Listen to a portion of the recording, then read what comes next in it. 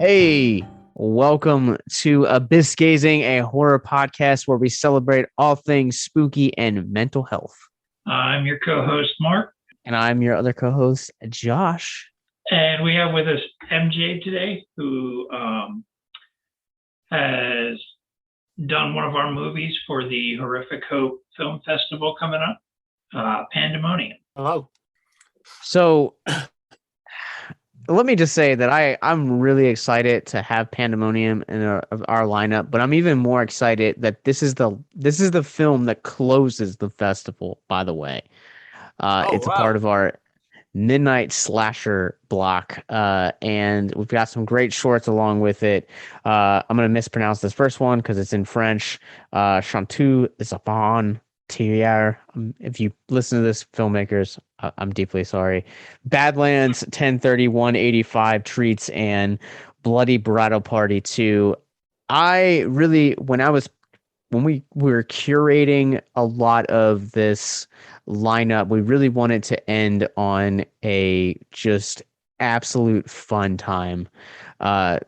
Let's take it back to like 80s slashers. Let's make it kind of cheesy. Let's make it fun. Let's make it, just simple, and let's just have a good time. And I remember getting in Pandemonium, and I had just watched films that didn't make the cut, is what I'll say, and I immediately perked up when within like the first 10 minutes of this movie, because I was like, this movie's really simple. It's a slasher about a guy that dresses up really fancy, wears a panda mask, kills people.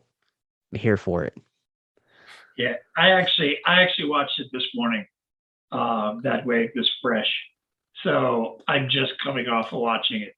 And a lot of these indie horror movies in general tend, for me, not everybody, but for me, some of them can tend to be a bit kind of slow and uninteresting. And it gets into it, and it starts with that kind of cheesy acting, but then the puns start and the panda masks come out, and it turns fantastic really quick. Oh, thank you. The puns almost seemed to be the star of the and the running comments that were made off and on almost seemed to just steal the show from me. So, well, we pride ourselves on puns, so I think consider that a seal of approval. Nah, I will say too, this movie is so pun heavy that even the title of the movie is a pun. The pun, yeah. That's ultimately for me what made it the most fun, was all the commentary and puns and kind of like a satirical take on 80s cheesy horror. Is that what you were going for with it? Was that the idea, or? Yeah, I mean, so for people who aren't familiar, we have a thing called the Mycoverse, which is so this is connected to the 8 films that we made before, but everything's kind of very also self-contained. But the whole foundation of that universe is basically the rules of a slasher movie, and then we build on top of that, in various ways. And Pandemonium was kind of, the idea of it started as a joke on a film we made in 2014 called Cleaver, Rise of the Killer Clown. And there's a line in it where the sheriff says it's going to be pandemonium. And during that night we were shooting, I kept going, that'll be my next movie. It's about a killer panda. And I'd just say it all the time. And everyone on set would look at me obviously, you're obviously joking. But the more I thought about it, the more I thought, well, how does that work? What is that film? And so it just kind of snowballed from there. And at that point, I was looking for a character to replace a different character in Slasher House 2 for opening the film. And I thought, what about this panda idea? And so that kind of got thrown in there. but it's one of those things where you really think it's just gonna, it's just gonna be a joke forever. And then we had the character, and he's in Slash House 2 for probably about 15 minutes, not even that, about 10 minutes in total in the film. But at the last minute, we had to replace the actor with Dave Chu, who's a friend of ours. He came in, stepped in last minute. And the second we heard him speak, we were like, oh man, this guy's got to have his own film. Like, it's just, he's too good. Because we initially, we had, we'd cast another actor who didn't speak English. So the plan was to have him speak in Japanese, and then we were just going to subtitle him. And that was the idea. But Dave said, well, he said, can I try a voice first? Yeah, no problem. And he just absolutely nailed it, like moment one. But he also brought the character to life so much. We kind of went, right, okay, like he's got to have his own film now. Like, but some of the more memorable characters in horror in general weren't the initially cast actor. Like if you look at Predator, the original guy in the Predator suit before it went to theaters was Jean-Claude Van Damme. Yes, and he was fired because he kept passing out on set. So, and then went on to have a huge career shortly thereafter. But it's interesting that seems to sometimes happen with some of these characters. Is the initial person cast ends up not being the best person for the role, and the replacement does. Yeah, absolutely.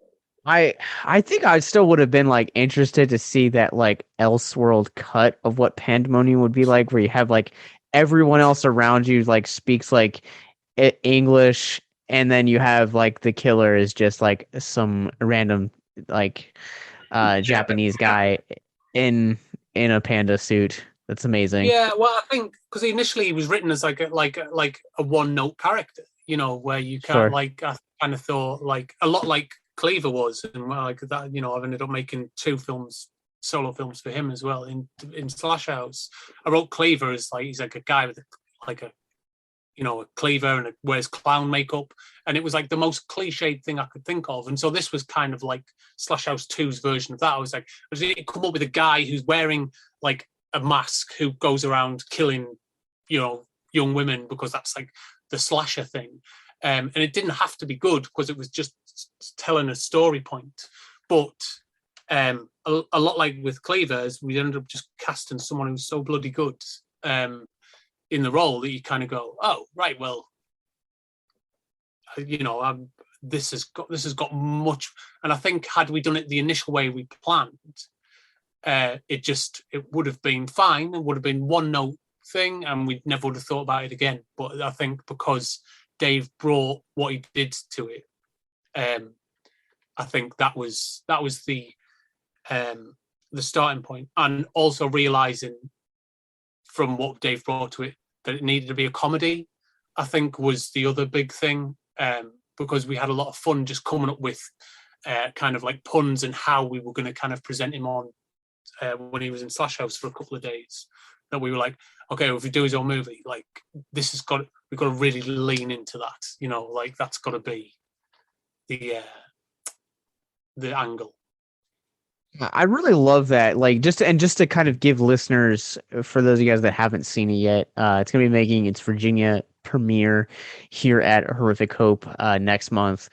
And one of the things that I really admire about this is that like the voice of the panda is kind of like if you took Heath Ledger's Joker with an English accent, that's what you would get. But the film itself is kind of like Child's Play, like Bride of Chucky era meets the Belko Experiment.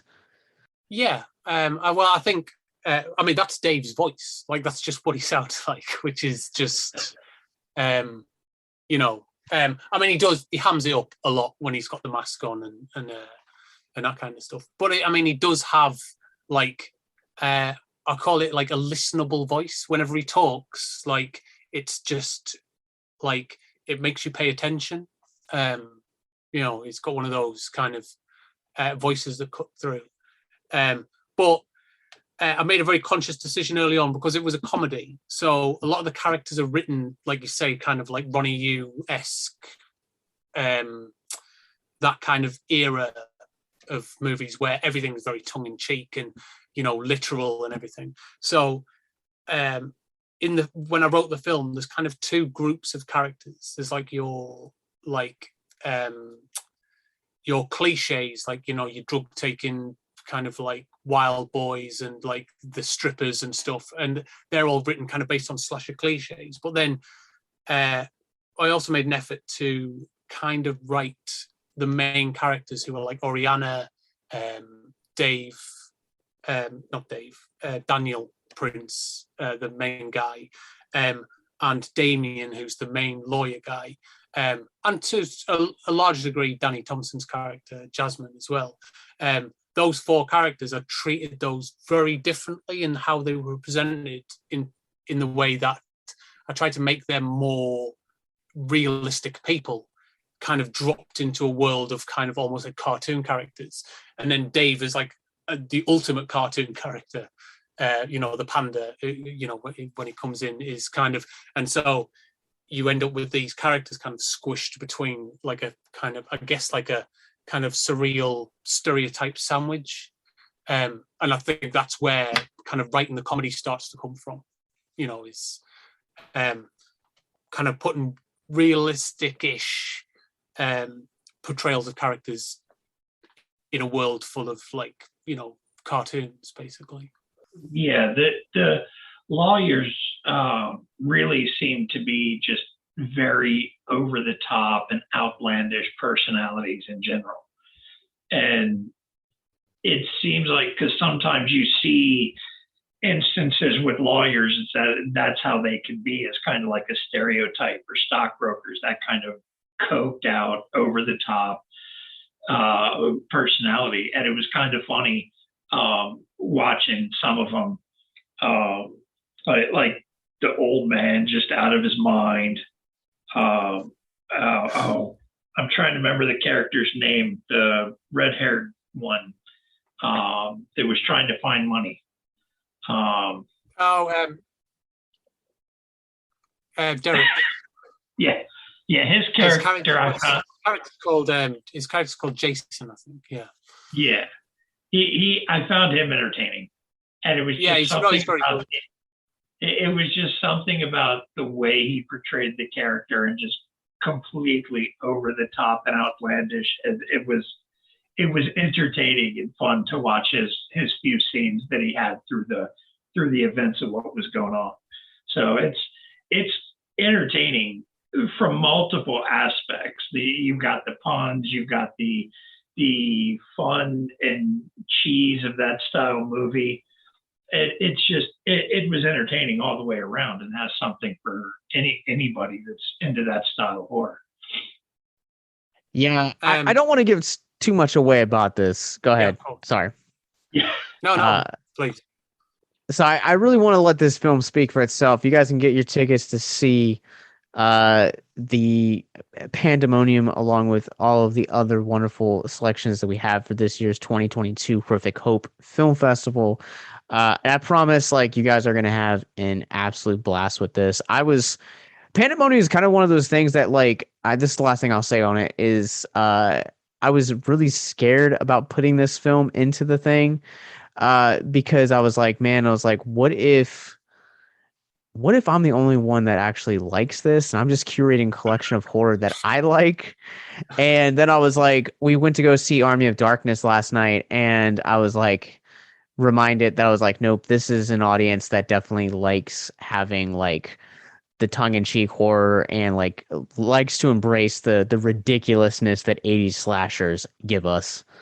So, well, all right, Mr. Dixon, you have joined us to talk about The Burning, 1981's The Burning. Dear Lord. I wasn't sure what angle you were going to come in at it from, you see. Because I don't know either. hold it in a lot of people hold it as kind of untouchable, I think, which, I understand. Well, the whole thing started with The Burning. I got hit with the question, pick a classic slasher from like the old school days. It was like The Burning. And it ended up being my choice on that one.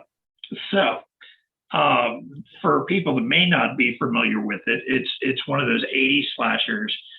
Takes place at a summer camp with a bunch of teenagers out in the middle of the woods. I mean, you just named half a dozen at least different slashers from that era. But The Burning takes place around a man who's been burned as part of a joke, and some years later, he's kind of come back to the camp all deformed and going on a rampage.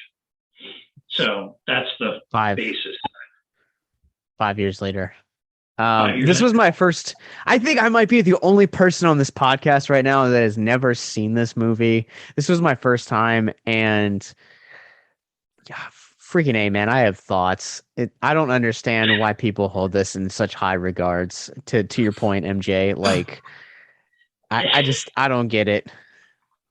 It's a tough one, I think, because it did a lot for the slasher genre. Like, I think outside of the big guys, this is like the film you think of when you think of slasher movies, and certainly for me. Like outside of Halloween and Nightmare on Elm Street, Friday the 13th, and when when you think of like the kind of the slasher boom of these kind of one-shot films, The Burning is like the first one that always comes to my mind. And it's like, it's a lot of fun. It's exactly kind of like what the slasher genre became. It's the blueprint for the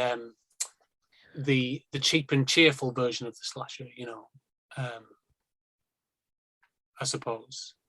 Yeah, this movie, it kind of like structurally reminds me of The Mutilator a little bit, which is another like 80s film that's like left in like really high regards, where you're basically spending the first 2 acts of the film like navigating your way around the core cast and kind of like this like vacation destination, and then it kind of gets into, and like you have like kills here and there, but like the slasher angle of it like really blossoms in the 3rd act, and so you're left with like the final girl. And that's kind of how I viewed this film. Like, to me, like, I view this again, this film reminded me a lot of The Mutilator. I had the same exact feelings coming into it. I know that both films are like highly regarded within the genre, and I'm just not the audience for it, I guess. I have been accustomed to slashers like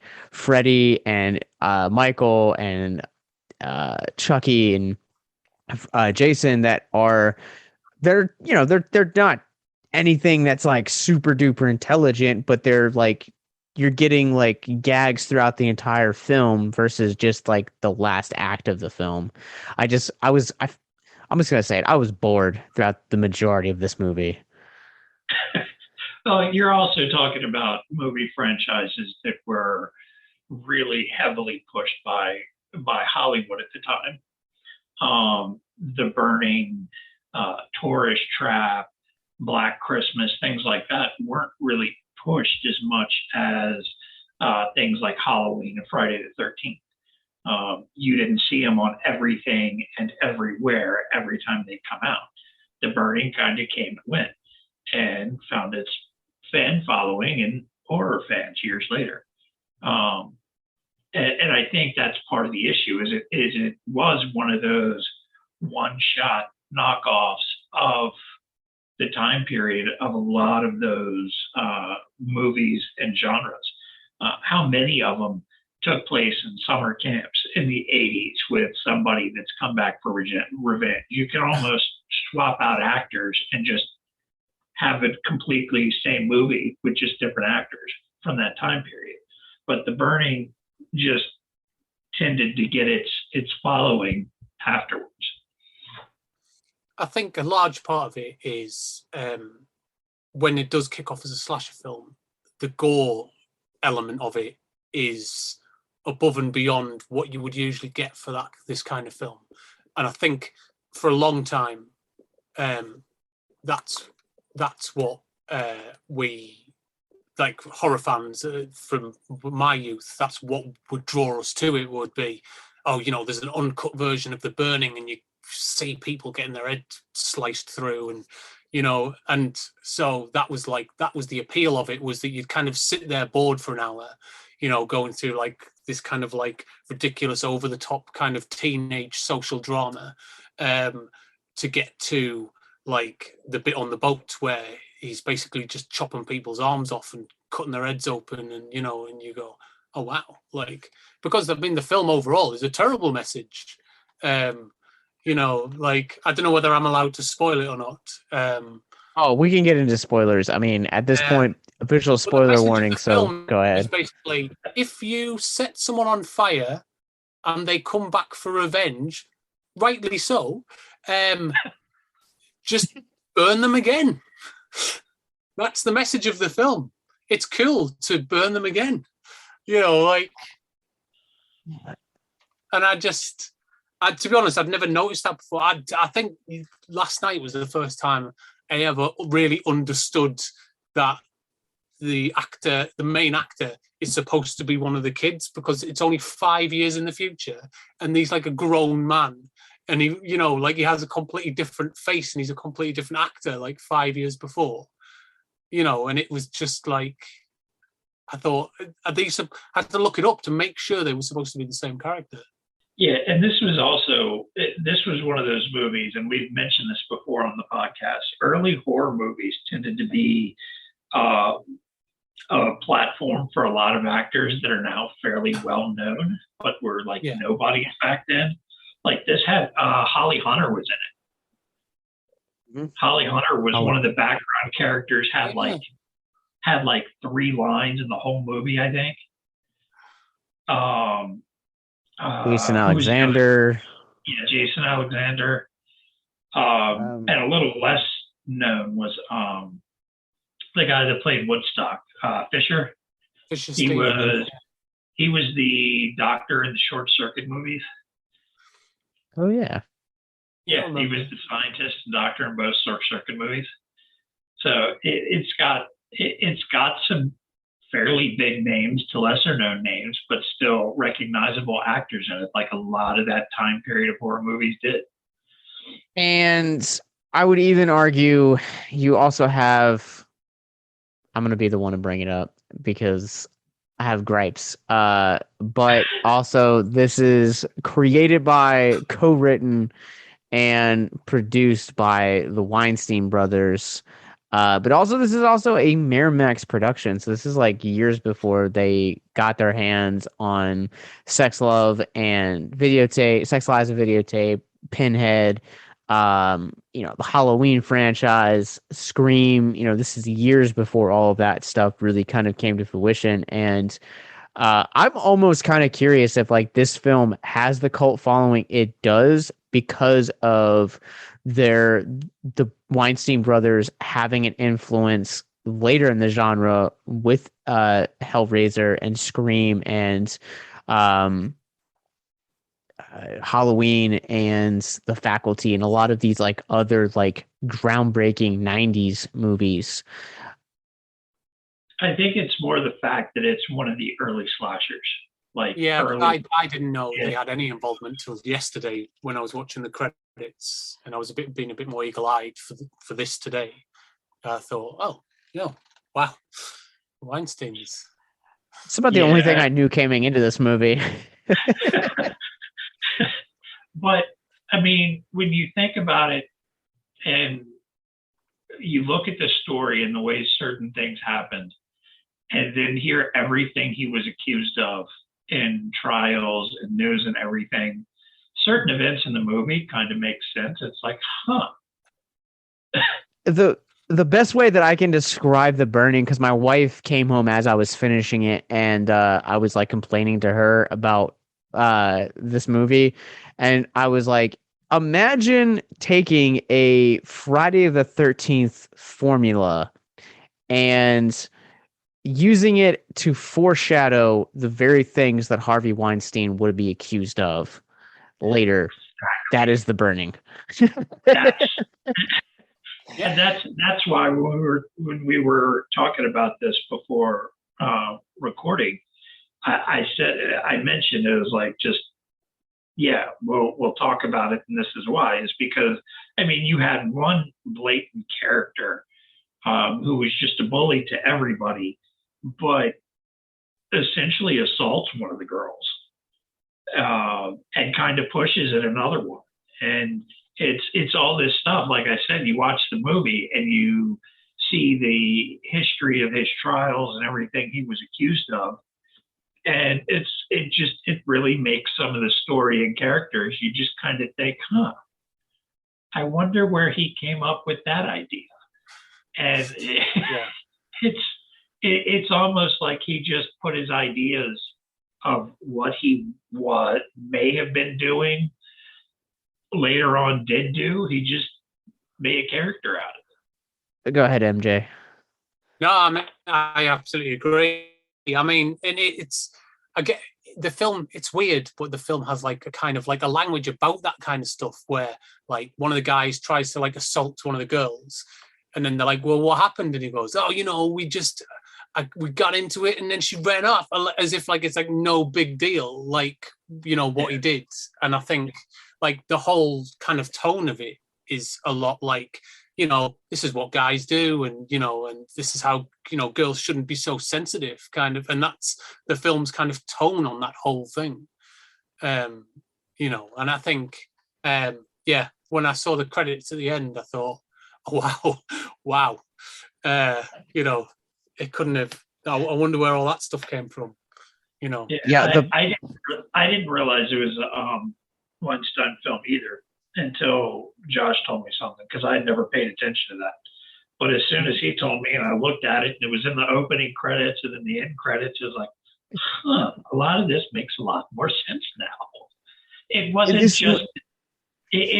just the typical slasher or horror movie sex scenes that you normally end up with. It seemed a little different, and that seemed to explain a lot of it right there. If you or someone you know is listening to this podcast right now and you're struggling with suicide, addiction, self-harm, or depression, we encourage you guys to please reach out. This is the heartbeat of why we do what we do.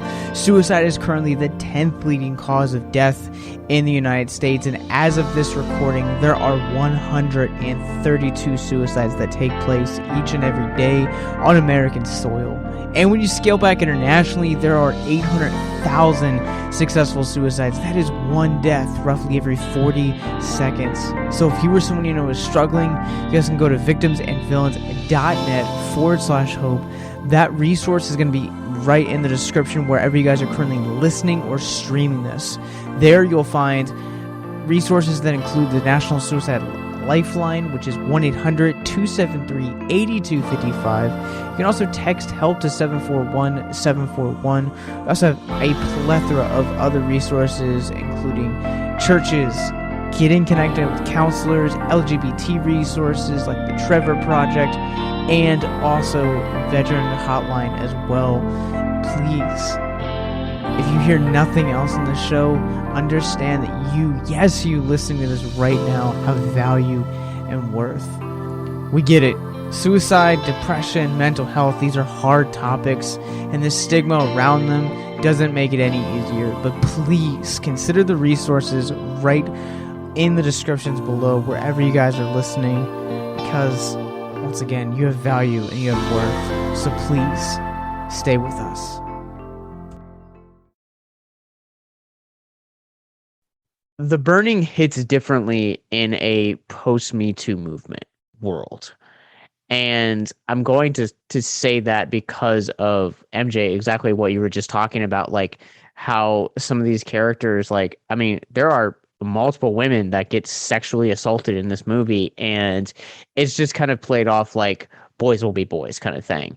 Yeah. And even when our antagonist is starting to slowly knock off all of these kids and he's coming back for his revenge, Todd, who was one of the five guys that played this prank in the beginning of the movie, is just kind of like, oh man, it'll be fine. Then like he has to kind of come face to face with it at the end of the thing, and then what does he do? He's like, oh man, well, boys will be boys, burn him again. And it's kind of this weird thing that it's like, in a way, this kind of feels like, if what is it, like Ted Bundy was infamous for like the Ted Bundy tapes that came out years after he was imprisoned and like died, and kind of like where he confessed a lot of his like murders and stuff like that.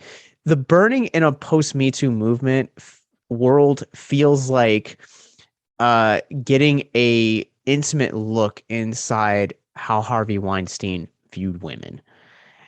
And that might be the reason why I don't view it the same way that MJ or you, Mark, view this, because this is my first time viewing this movie, and knowing what I know about the talent involved in this and a lot of the themes in it, it's very problematic and things that I just can't unsee.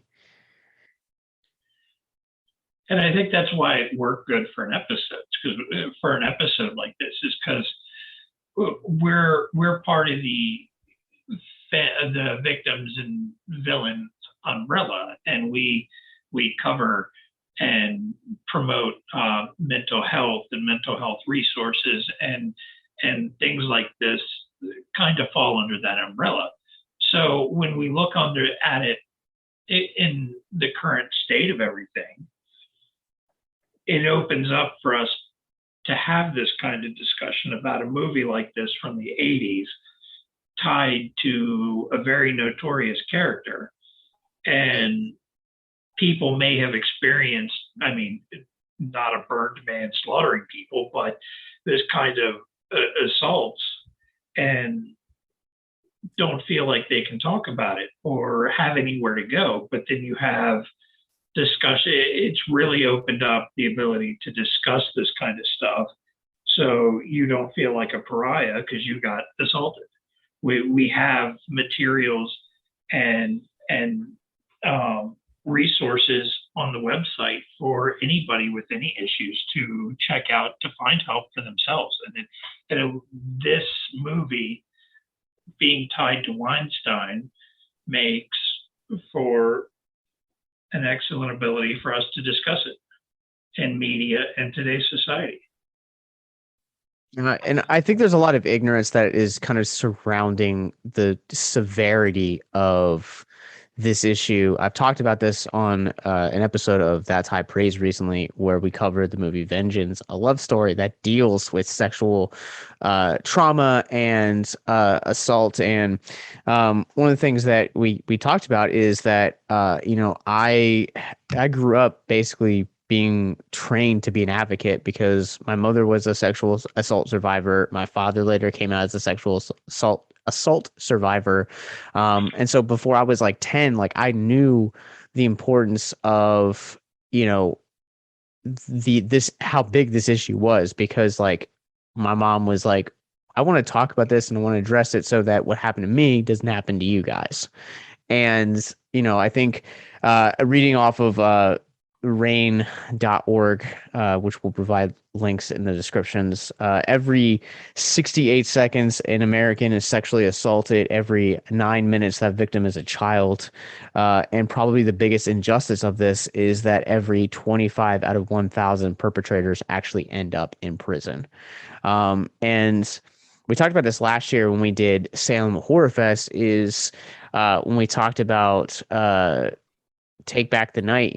There is a lot of things that kind of go unnoticed or unspoken when you're talking about sexual assault. And Hulu did a great documentary called Untouchable that goes in to like the thick of all of like the Harvey Weinstein stuff and how like powerful and scared like people were to like really speak up.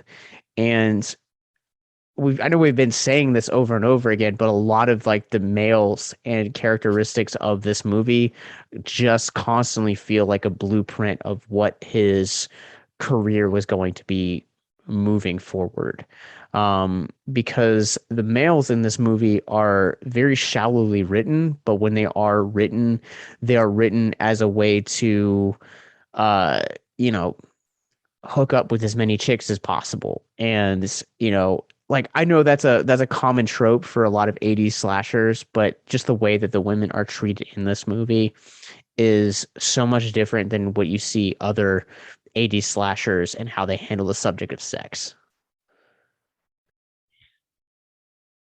So, with you being in the industry and working in horror, how did you feel about the way this was written, plus knowing the history of Weinstein and as publicized as it was?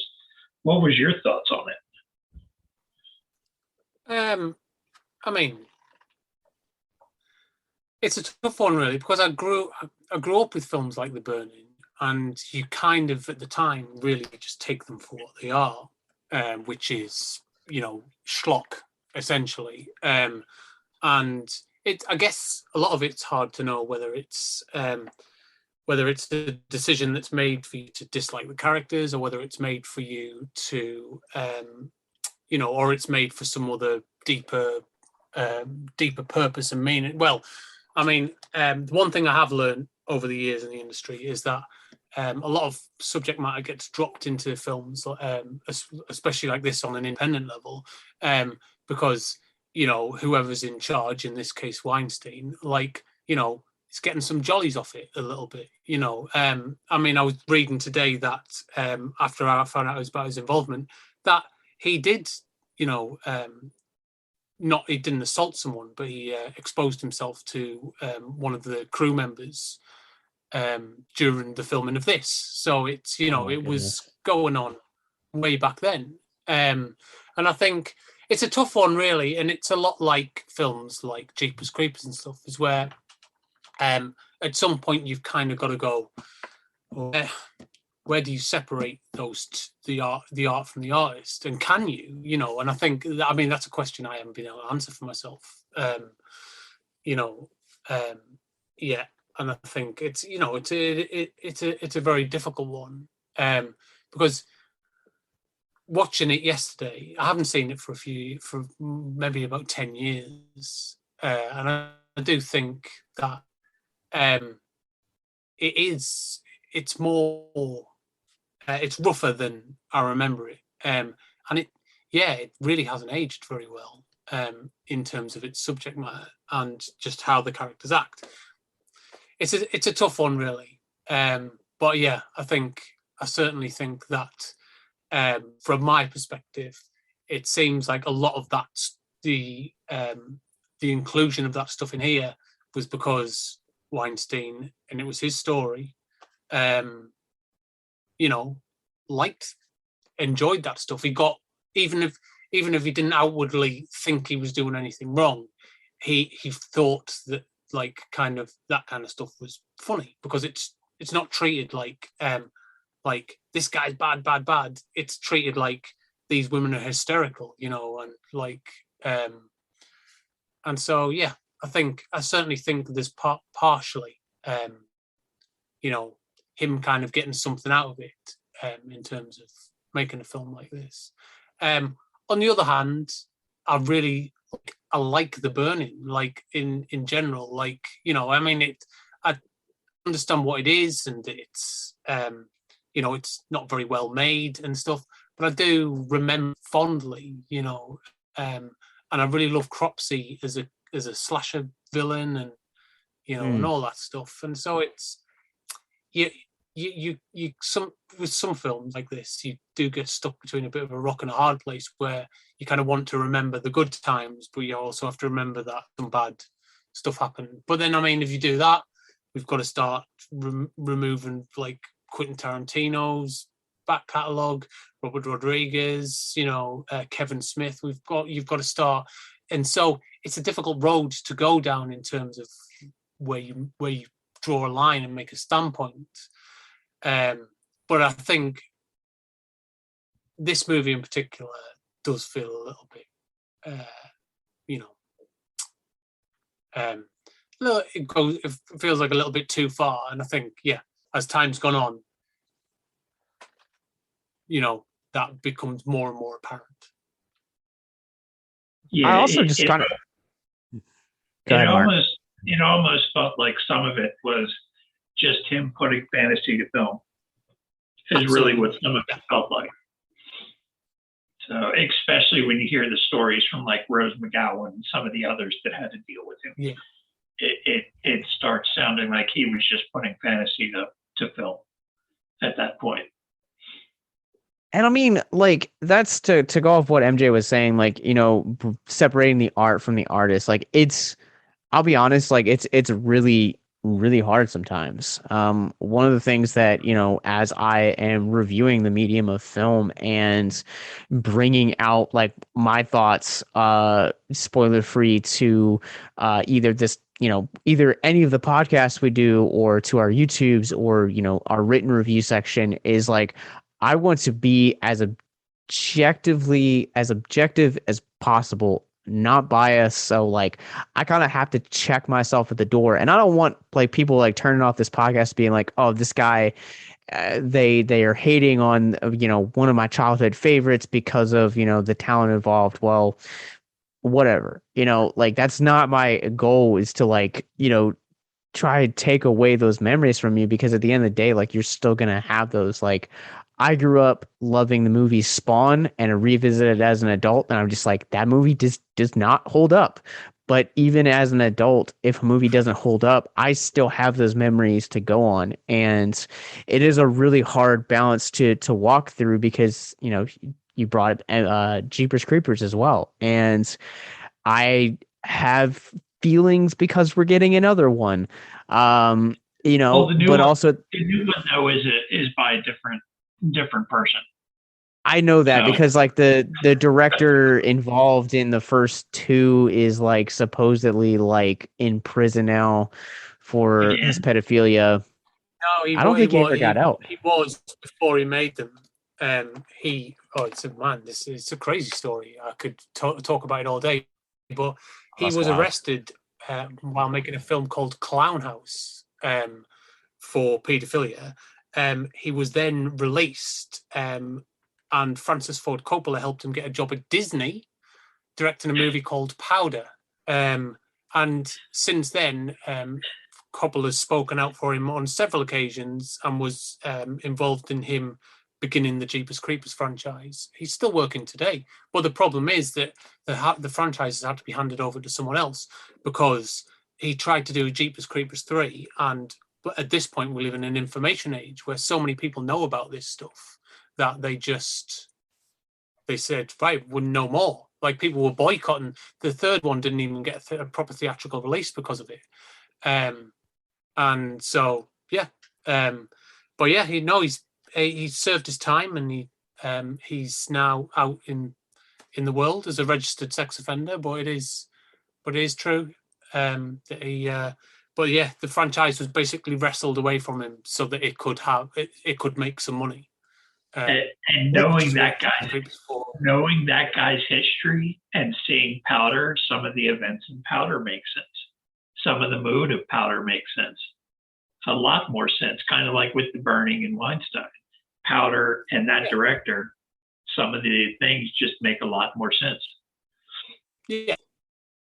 Jeepers Creepers 2, when I found out, I was suddenly like, that's what all the Naked Young Boys was about. Excellent. Like, it was just one of those like eye-opener moments. It's a real shame as well, because I really like the Jeepers Creepers series, and it's very frustrating that, I guess in some ways I feel fortunate that I saw them before I knew any of this stuff.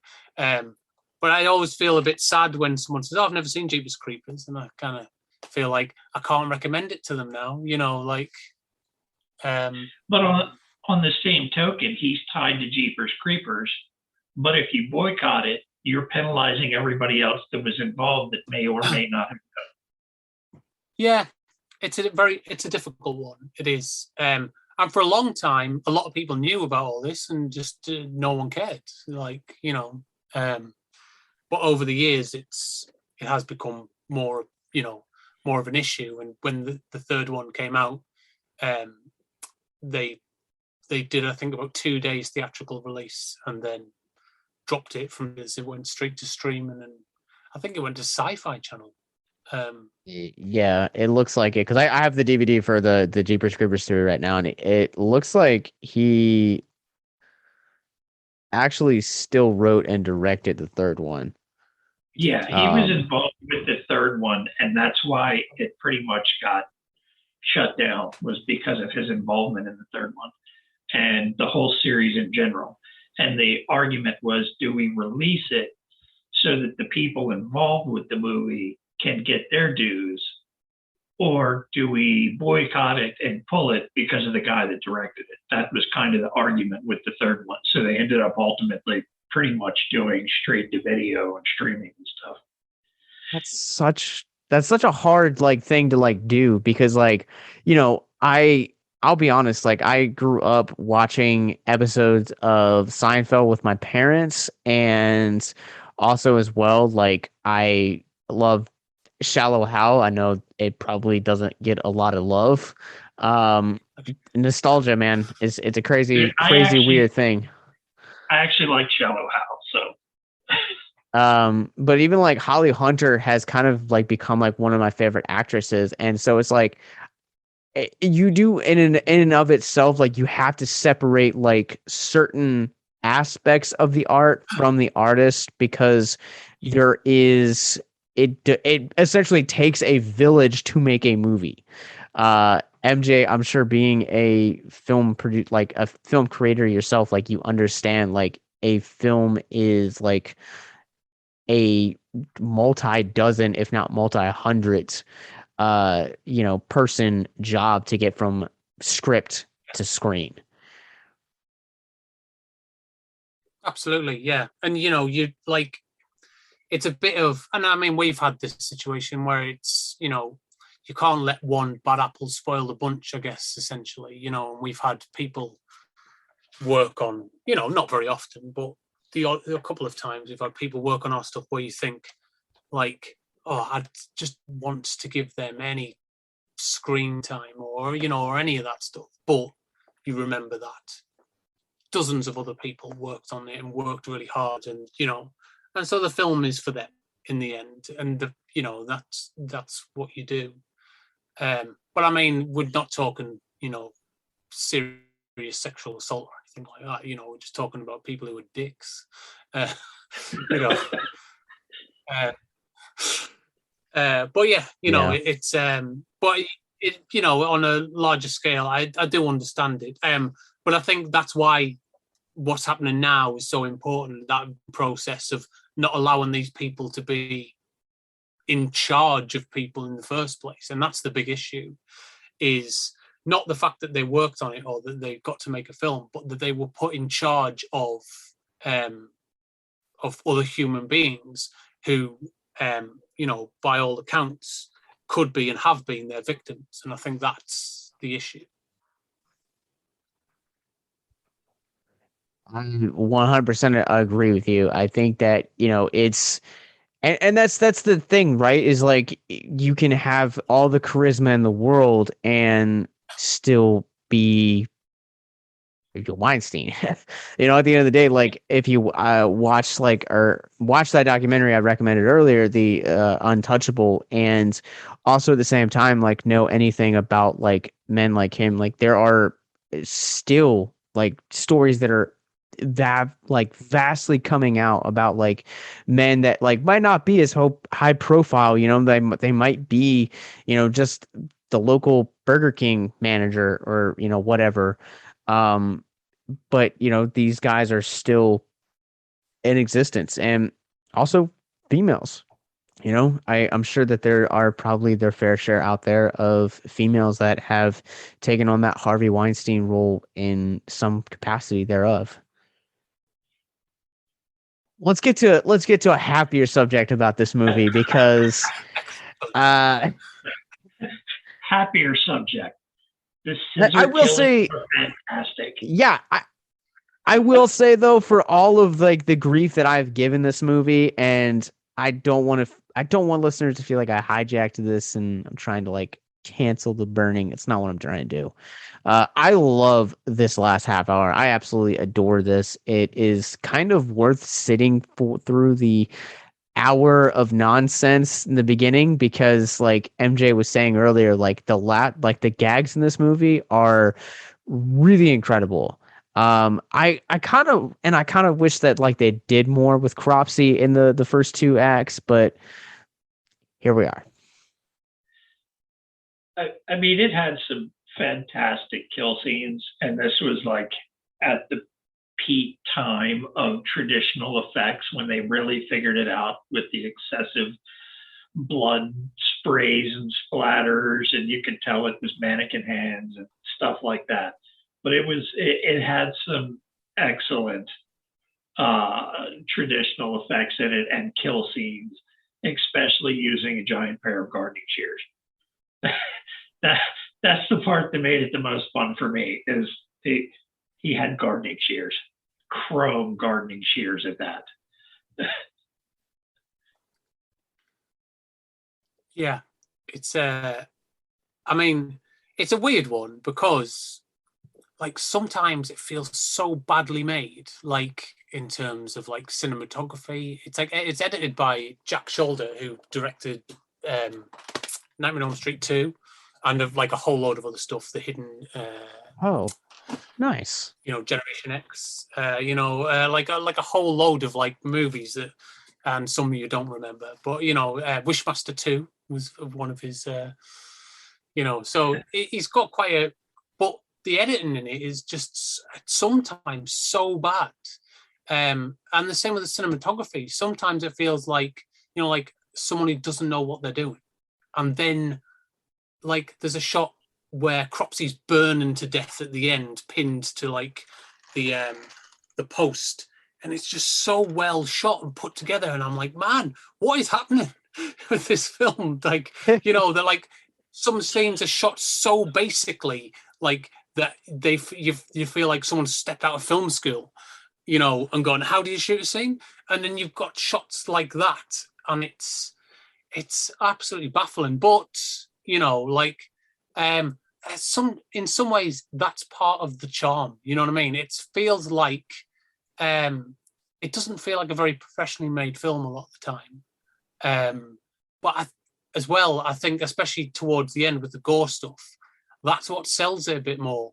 Is you almost feel like, could they afford special effects, or were they just chop people's heads off? Like, and I think like it does have like that kind of like feel to it. When you're a kid, you're watching something you shouldn't have watched because it's so realistically well done that you do question as a kid, like, oh, man, did they really like just slice through someone's head, and like they've just kept the footage, like because it does look so good. It's a really interesting film that is the word I would use is inconsistent. But I really do always laugh at the campfire sequence at the end, like, because I can never remember, like, I've only seen it about 3 or 4 times in my life, but every time I never remember what's going to happen until it happens. Where he says, if you hear him out there breathing, watch out, and then it's just that build up to him going, and you're dead. And I was like, fuck. Like, I didn't know what was going to happen there. Is someone going to jump out or what? And it's so goofy, like, that you can't, it leaves the film on such a good note. Like, I don't think that's what, I think it was meant to be scary, but it leaves the film on this really, like, goofy, funny note that makes you kind of go, that was all right, wasn't it? Yeah, Well, having seen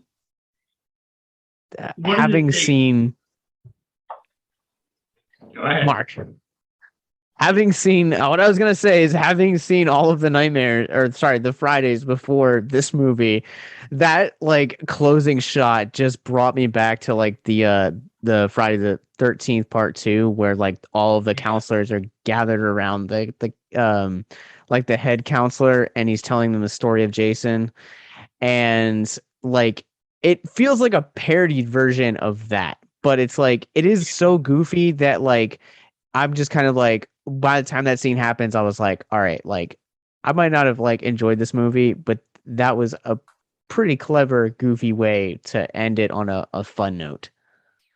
Yeah. So one of the things that got me is I recently watched the new Chainsaw Massacre, and we've already mentioned the raft scene where he gets on the raft and just slaughters everybody. And it made me wonder how much of an influence that scene or similar scenes had on the bus scene of the new Chainsaw Massacre, because it's essentially the same thing. Mm-hmm. Leatherface gets on the bus and just proceeds to slaughter everybody. Cropsy gets on the raft and proceeds to slaughter everybody. Just not as graphic and stuff as the Chainsaw Massacre was. But when you look at the movie like that, it did influence future horror to come. Oh yeah, absolutely. I mean, like I believe that this was they were pitching this film before the original Friday the 13th came out. It definitely feels like Sean Cunningham like slasher envy after he saw this and was like, oh no, like you know. Although I suppose he wasn't really involved in the sequels, but you know, Paramount must have looked at this and gone, "Oh right, that's what we want. We want the summer camp, but with the big guy with the mashing people's head, like that's what we're after." And I can't help but feel that this influenced the Friday the 13th films going forward, because I think only the original was out at the time this came out. I could be wrong.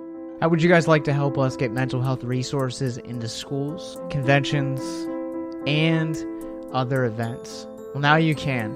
Simply go to patreon.com/victims and villains for as little as $1 a month. You guys can help us get mental health resources into current and upcoming generations, educate and break down stigma surrounding mental health, suicide, and depression. And you get exclusive content that you can't get anywhere else. And you guys can tell us which Nicolas Cage movie you want us to cover, and we'll do it. All it takes to get started is to go to patreon.com/victims and villains, or simply click the link in the episode description wherever you guys are currently listening or streaming this episode. Pick your tier and get started today. Yes, it's that simple. So quickly select the tier that you want and help us get hope into the hands of the depressed and the suicidal today.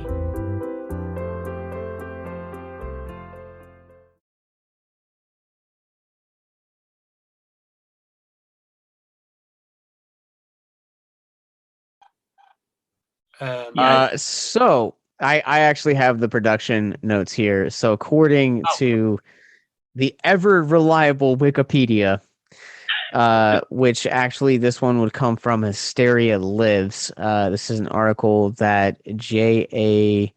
Kernswell wrote in 2014.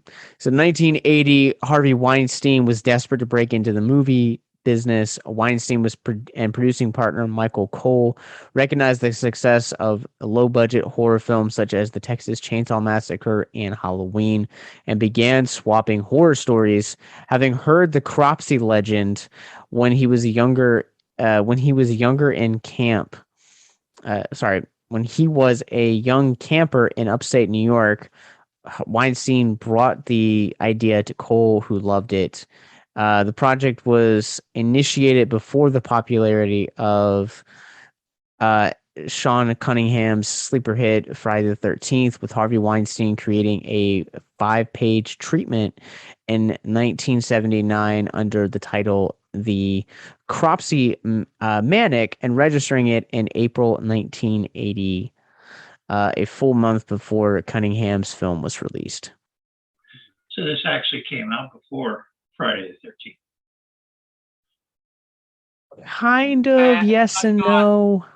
I think the script was written before Friday the 13th came out, which is which is why I think that because this came out about a year after Friday the original Friday the 13th, I think. Yes, sir. And I think Paramount kind of went, no, that's what we should be doing now. Is none of this, Jason's mom or anything. Let's bring Jason in, and we'll have basically the same thing. Because it was a long time before Jason kind of ended up with his look, that we kind of know today. So it does make you wonder how much stuff like this and Madman and that kind of thing like influenced the big boys, in terms of the direction that they went. Yeah. No, I agree. I think that this is such an interesting footnote on the genre of slashers in the 80s, because like we've been saying, like this is immensely while it does feel like a Friday film or a lot of the other generic slashers that we got from that era, having seen this kind of like on the trail end, but if you're watching it as it's coming out, you can kind of see the popularity and influence that it would later have on other genre picks. Yeah, absolutely.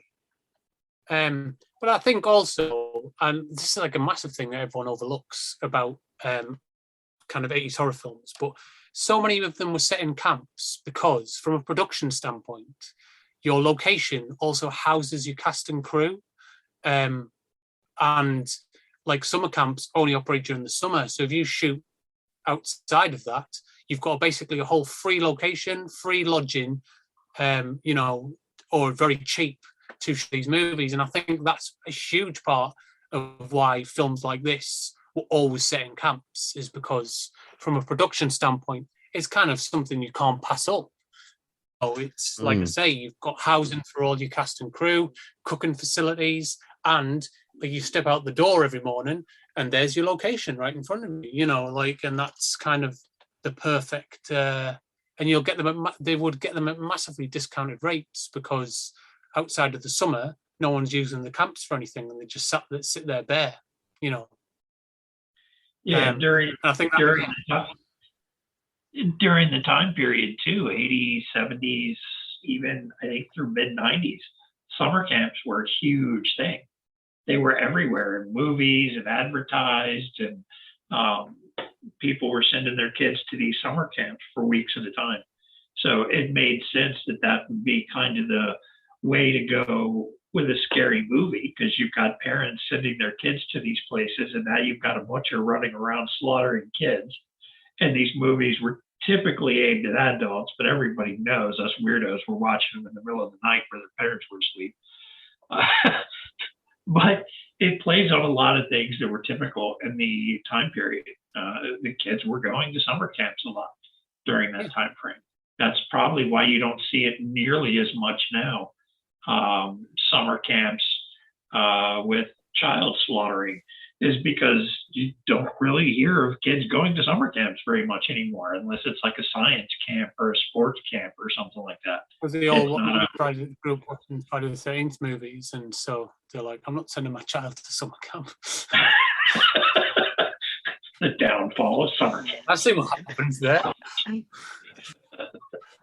It's just sex and violence. It sounds like the rock scene.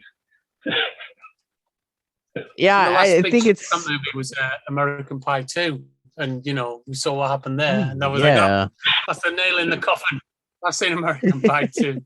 I know what's going on. I mean, even though we're joking about that, that was 90s.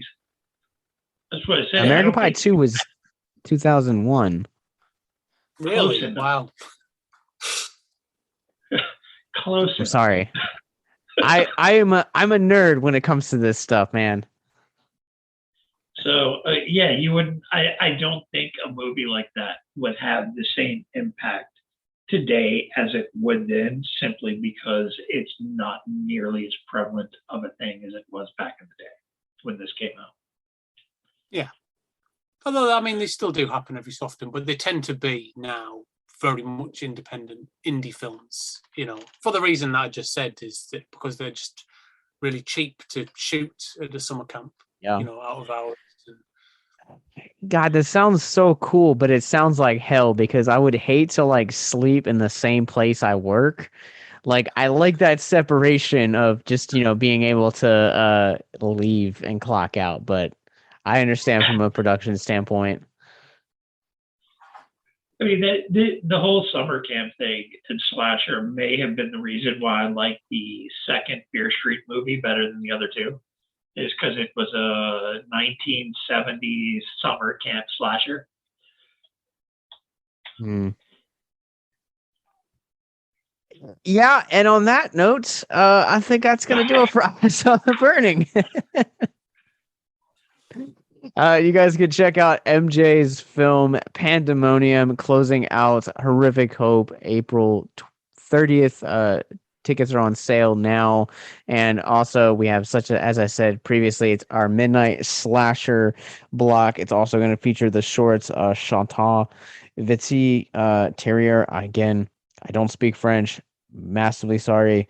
Badlands 103185 Treats and Bloody Bridal Party 2. Bloody Bridal Party 2. MJ, thanks so much for sitting down talking about your film and talking about The Burning, man. Where can people find you online? Well, no problem. Thank you. I love discussing any old classic movies, so this is great. But yeah, if you want to check out our stuff, you can go to myco.co.uk. That's mycho.co.uk, and we've got like a bunch of movies there. You can watch short films for free there. We've got two video games out at the minute. With another one, I don't know when this is going out, but we've got a new video game coming out on April 1st. That no one knows about except now you two people. So yeah, that's but yeah, we've got comic books and t-shirts and all kinds of stuff there.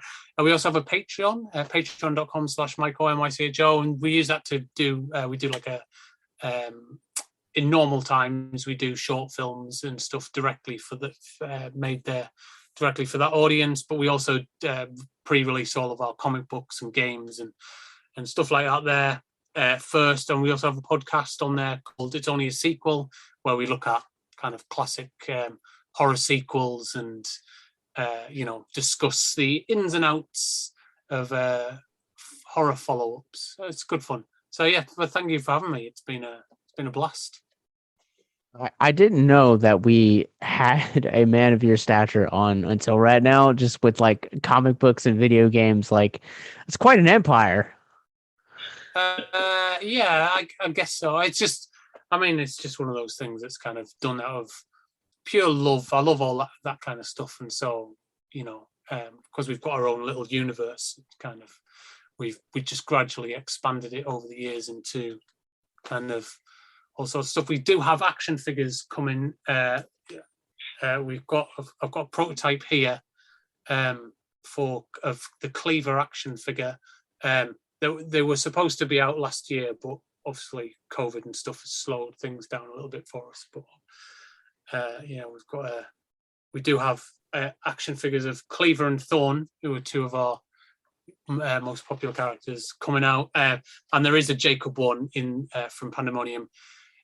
He's designed, ready, and in the works. So I guess we'll see how the first ones do, and hopefully he'll also get his own slasher action figure at some point in the near future.